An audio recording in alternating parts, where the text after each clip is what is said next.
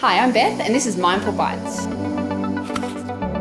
I actually really enjoy this food. It's not just because I'm trying to be healthy. I go and get my packet of zombie chews that I have in the drawer, open it up and crack one open and go, you want a zombie chew? And you're like, yum, great, delicious. Hey guys, podcast number 1. Yay. Nervous? No, I am. not at all. I am. I love being filmed and we're all set up and yeah. It's great, isn't It's it? so normal. It's so normal. So I wanted to talk today about what we do and just introduce ourselves to our listeners so that we can kind of show our normal side because we're heaps normal. So I'm a dietitian. I'm an accredited practicing dietitian. You guys Also accredited practicing dietitians. Yes. We work at a clinic, Arubah Health Dietitians in Newcastle. We are a clinical practitioner. Mm-hmm. We can work in the hospital, we can work in private practice, we can work in the public system, that sort of stuff. So I guess we've got a bit of a broad scope of practice, food service as well. So we can do lots of food service. Boring. That's terrible. Sorry, our food service dietitians out there. We really appreciate your hard work. We do. We are ourselves. We're private practice dietitians. I really enjoy this space. I think it gives me a broad range of people. I see a lot of different types of people, which is great. I wasn't sort of made for the hospital space, I don't think. I didn't want to do it because it was like I didn't get to see the client for long enough. I thought it was like a real acute, you see them for a few days and then they may be out of the hospital system. I didn't really I want to build relationships with my clients. That's why I came into this space. Yeah. What about you guys? I became a dietitian because I love food so much. Too much. And No such thing. And I also have my own very kind of rocky relationship with food. And I think we all do. Yeah, I think we probably do all have a bit of an interesting relationship with food. But I think I actually went into becoming a dietitian because I kind of wanted to know the right thing to do, I guess, because I was just a confused person. And so I probably went into it thinking, I'm going to know all of the hints and tricks and I'll be really good at eating. I kind of went in it to actually know how to stay at a particular weight and know how to, I suppose, control the situation. It was more about that. Like kind of about you. Yeah, it was absolutely nothing about helping other people. Yeah. I mean, I said that. I was like, I just want to help people. Yeah, I did too. I wanted to help my family and stuff like that. Yeah, but I think for me it was deep down. I wanted to really just know what to do. And I was so confused and had dieted basically my whole childhood.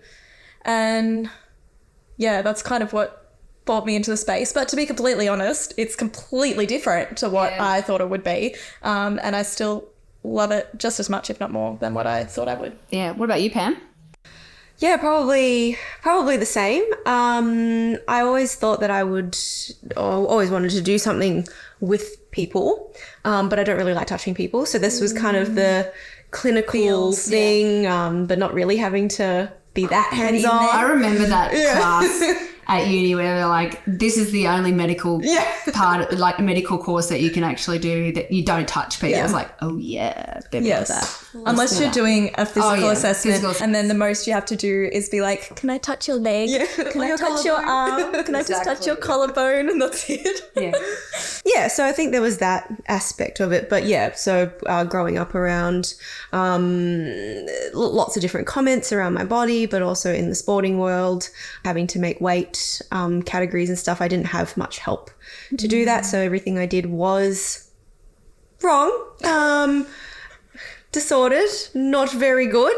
And so I guess, wanting to work with people and making sure that they had the support that I didn't have. Yeah, that's really cool. I think mine was very similar. Like, I think for me, growing up in a home that was very like presenting, like you had to present a particular way. Yeah. So I had to look like something, we're fine. Everything's fine here. So, putting that in, we had to look a certain way or, be a certain size to be accepted. And, growing up in that space was really hard for me. Additionally to that, like undiagnosed ADHD, which is, there's a lot of that emotional regulation, dysregulation, and, you know, all those sorts of things where I think that tied into my relationship with food as well, over and under eating, leading to like disordered eating patterns for myself. So yeah, there's a lot of that things. Is it like, for me, I'm still working on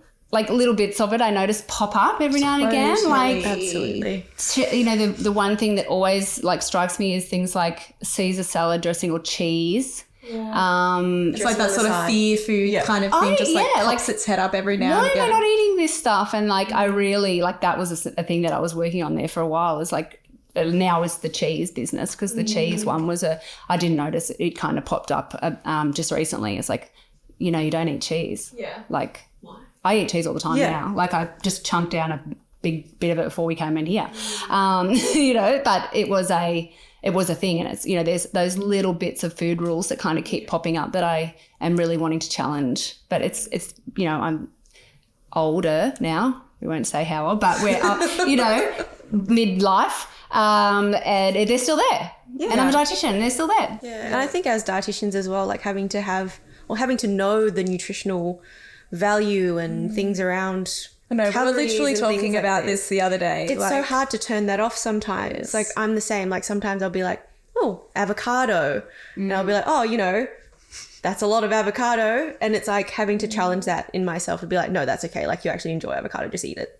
Like, don't be so silly. And I honestly think that's like one of the biggest perceptions with dietitians, like the amount of times that people come into my clinic and they'll be like, oh, you know, I had this for breakfast, and they're like, oh, I bet you never eat that. Or like, oh, you probably never have takeaway. And I'm like, this is what I do. I go and get my packet of zombie chews that I have in the drawer, open it up and crack one open and go, you want a zombie chew? You know, like, because I'm like, dude, I eat that stuff. Yeah. Like, we all struggle with this stuff as well. And like, as much as, you know, we're the professionals, we're actually just humans. Yeah. And we suck at this sometimes. Yeah, I almost purposely go the other way when I'm around people. Yeah. I'm not doing the diet thing because I actually don't want them to think that I'm like that. I don't know. Yeah, I do that. But I'm like almost way past the other side. Like, I will sit down with a giant bag of chips and just do it on purpose because I don't want people to think that I'm that kind of person. Or even like when people are giving their food history and stuff, and they'll be like, pizza, and you're like, yum, great, delicious. Like, I had that on Tuesday night. When did you buy yours? Yeah, definitely. I generally try to overcompensate those times because a lot of the time people feel quite uncomfortable, and I'm like, yum, that sounds delicious. Where did you get that? Like, because I do want to eat that, and a lot of the time I do think it sounds delicious, but it's, I feel like, but we do. That's the thing. Like, we do. You know, all the time. Yeah. And I always feel like I have to make excuses for being healthy sometimes. Like, I don't know if you guys experience this, but like yesterday I just really felt like an apple, and I was hanging out with some friends and I went and bought an apple, and then I was eating the apple and I was like, I just felt like an apple. Like, I swear I'm not just eating this apple because I'm a dietitian and I think it's healthy to eat an apple. It's like actually dietitian insecurities. I swear I don't eat like this all the time. We should totally do that more. Or if you're having carrots or something like that. Oh my goodness. You're like, this is genuinely what I felt. I actually really enjoy this food. It's not just because I'm trying to be healthy. Yes. Yeah. I actually hate hummus. It's disgusting. You hate hummus. Every time I see you eat, I'm like, hummus looks like vomit and it tastes like it too. And it makes you bloated. And it's gross. Yes, exactly. That's another reason why I can't eat it. Not that it's bad, it's good for you, but, you know, disclaimer. No, that's it. Well, that's us, I think. Yeah. Does it sound like it? Yeah, I think so. Anything more you want to add? I just think if you're coming to see a dietitian, like, we're not perfect. And, well, I mean, if you're coming to see us, like, we are perfect. We're obviously pretty perfect. I wasn't going to say we're perfect, but I was going to say we're pretty non-judgmental. And I would like to think that other dietitians are like that too, because we are just all normal people, and we're not the ones that are going around saying you need to eat your chia seeds and you need to have I can't remember if I've ever eaten chia seeds. Maybe on some bread. Bread? Like gluten-free bread. That's a really... like in the bread? I don't know. Yeah. We're not the food police. Anyway, we're not the food police. We're not the food police. We're not the food police. You do you. Yeah. Yeah. All right, cool. Excellent. We'll look forward to our next session. Bye. Thanks for tuning in. We'll see you next time.